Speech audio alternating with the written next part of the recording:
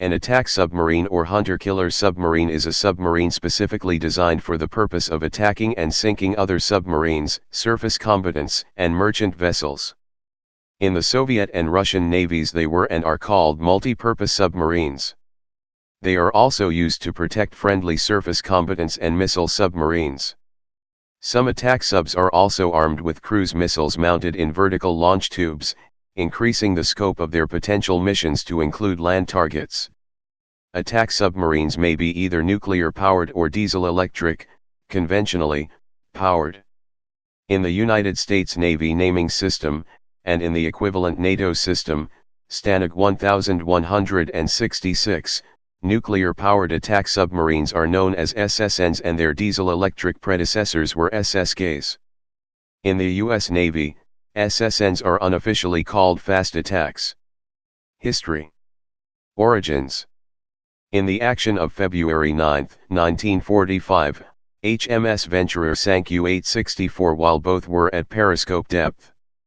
This was the first and so far only intentional sinking of a submerged submarine by a submerged submarine. U-864 was snorkeling, thus producing much noise for Venturer's hydrophones, an early form of passive sonar, to detect, and Venturer was fortunate in having over 45 minutes to plot the U-boat's zigzag course by observing the snorkel mast. Venturer's commander, James S. Jimmy Launders, was astute in assuming the U-boat would execute an emergency deep maneuver once it heard the torpedoes in the water, thus the spread of 4 torpedoes immediately available was aimed on that assumption. One hit, sinking the U-boat. Following World War II, advanced German submarines, especially the Type XXI U-boat, became available to the Allies, particularly the United States Navy and the Soviet Navy. Initially, the Type 17 U-boat, with a Walter hydrogen peroxide-fueled gas turbine allowing high sustained underwater speed, was thought to be more developed than was actually the case, and was viewed as the submarine technology of the immediate future. However, the Type XXI, streamlined and with a high battery capacity for high submerged speed, was fully developed and became the basis for most non-nuclear submarine designs worldwide through the 1950s. In the U.S. Navy, the Greater Underwater Propulsion Power Program, GUPPY, was developed to modernize World War II submarines along the lines of the Type XXI. It was realized that the Soviet Union had acquired Type XXI and other advanced U-boats and would soon be putting their own equivalents into production. In 1948 the U.S. Navy prepared estimates of the number of anti-submarine warfare, ASW, capable submarines that would be needed to counter the hundreds of advanced Soviet submarines that were expected to be in service by 1960. 2 scenarios were considered, a reasonable scenario assuming the Soviets would build to their existing force level of about 360 submarines, and a nightmare scenario projecting that the Soviets could build submarines as fast as the Germans had built U-boats, with a force level of 2,000 submarines. The projected USSSK force levels for these scenarios were 250 for the former and 970 for the latter. Additional anti-surface, guided missile, and radar picket submarines would also be needed. By comparison, the total U.S. submarine force at the end of World War II, excluding obsolescent training submarines, was just over 200 boats. A small submarine suitable for mass production was designed to meet the SSK requirement. This resulted in the 3 submarines of the K-1 class, later named the Barracuda class, which entered service in 1951. At 750 long tons, 760 t, surfaced, they were considerably smaller than the 1,650 long tons, 1,680 t, boats produced in World War II. They were equipped with an advanced passive sonar, the bow-mounted BQR-4, but had only 4 torpedo tubes. Initially, a sonar located around the conning tower was considered, but tests showed that bow-mounted sonar was much less affected by the submarine's own noise. While developing the purpose-built SSKs, consideration was given to converting World War II submarines into SSKs.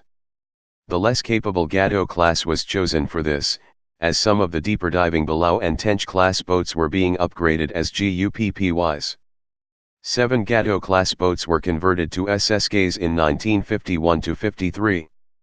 These had the bow-mounted BQR-4 sonar of the other SSKs, with 4 of the 6 bow torpedo tubes removed to make room for the sonar and its electronics. The 4 stern torpedo tubes were retained.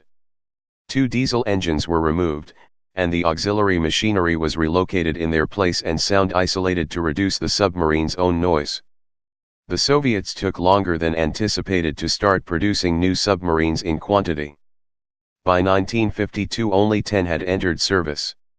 However, production was soon ramped up. By the end of 1960 a total of 320 new Soviet submarines had been built, very close to the USN's 1948 low-end assumption, 215 of them the Project 613 class, NATO Whiskey class, a smaller derivative of the type XXI. Significantly, 8 of the new submarines were nuclear-powered. The nuclear era begins. USS Nautilus, SSN 571, the world's first nuclear submarine, was operational in 1955. The Soviets followed this only 3 years later with their first Project 627 Kit-class SSN, NATO November class. Since a nuclear submarine could maintain a high speed at a deep depth indefinitely, conventional SSKs would be useless against them except in shallow water. As the development and deployment of nuclear submarines proceeded, in 1957–59 the U.S. Navy's SSKs were redesignated and decommissioned or reassigned to other duties. It had become apparent that all nuclear submarines would have to perform ASW missions. Research proceeded rapidly to maximize the potential of the nuclear submarine for this and other missions.